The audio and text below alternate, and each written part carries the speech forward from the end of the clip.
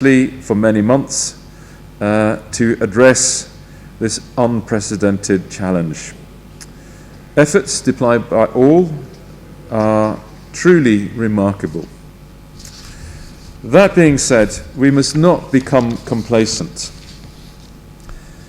This is one of the most important threats that we have faced as a global community in the 21st century.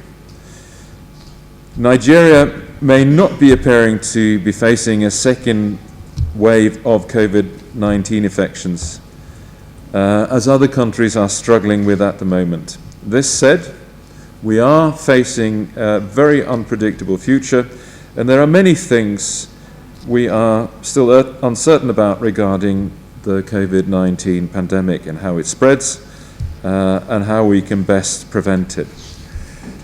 Nigeria will face a devastating impact, however, in the months and years to come from the pandemic on its economy as well as on its social fabric. As we have seen, prices on critical commodities have increased, and today millions of people cannot afford to buy food. Millions have lost their source of livelihoods. Hundreds of thousands of women and girls will live with the scars of domestic violence and abuse. Tens of thousands of children may never go back to school unless we are providing alternatives for them. The pandemic will have an enduring impact on all aspects of society, and today we're only seeing the tip of the iceberg. I believe that today's colloquium is critical to help us prepare and act over the coming years. Covid-19 and the consequences of the pandemic, I'm afraid, will be with us for many years to come. In your discussions today, I think it's really important to look at the lessons learnt, the best practices that we have been able to identify, and also to clearly identify the factors that we can or cannot influence. And most importantly, how we will mitigate those risks over the coming months. Despite our collective early efforts, some communities suffered from long delays in assistance delivery. Disruptions in the global supply chains were beyond our control. Such elements needs to be featured in our reflections today so that we are better prepared for the challenges to come.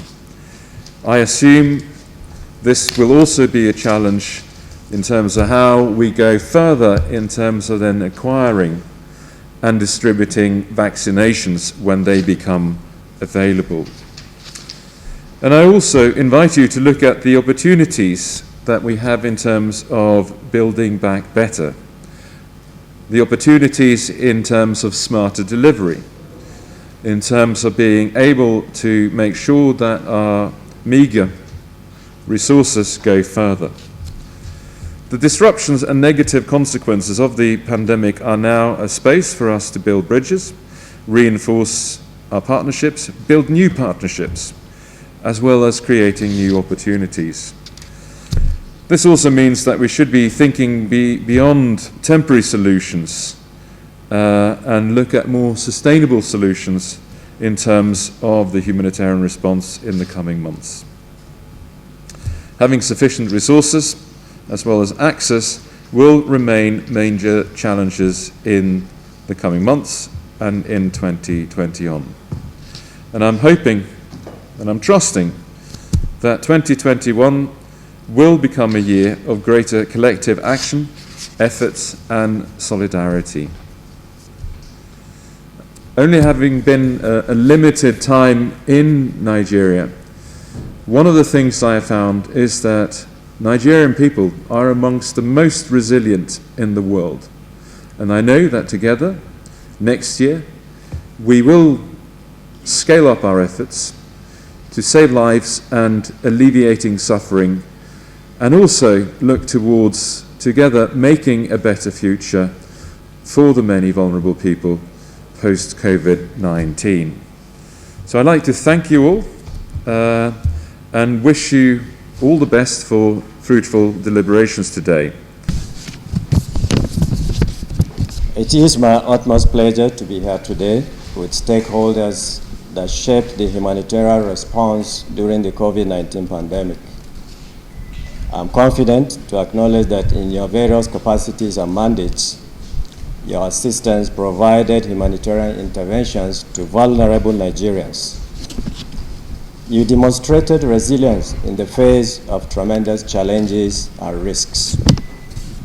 Ladies and gentlemen, it should be noted that the COVID-19 pandemic reinforced the reality of the multiplicity and complexity of humanitarian needs during the crisis, as well as proliferation of new actors, forms, and modalities of response.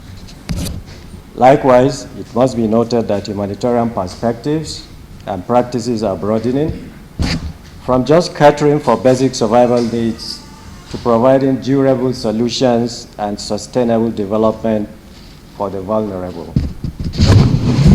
In its intervention, the Ministry of Humanitarian Affairs operated with a multifaceted approach with due focus on the most disadvantaged and vulnerable of society, including refugees, IDPs, and various categories of persons of concern. The operative mechanism of targeted social interventions with context-specific approach of the ministry's COVID-19 response committee pulled in all the agencies supervised by the ministry in a coordinated collaborative strategy of delivering as a unit. As observed from the experience of the COVID-19 response in Nigeria and globally, it is obvious that traditional institutions, that is state and non-state, international or local, must work coherently to avoid unhealthy practices and duplication